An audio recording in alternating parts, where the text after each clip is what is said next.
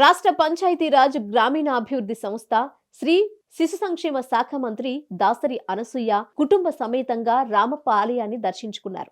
ఆలయానికి వచ్చిన సీతక్కకు వేద పండితులు పూర్ణ కుంభంతో ఘన స్వాగతం పలికారు. అనంతరం గుడిలో ప్రత్యేక పూజలు నిర్వహించారు సీతక్క.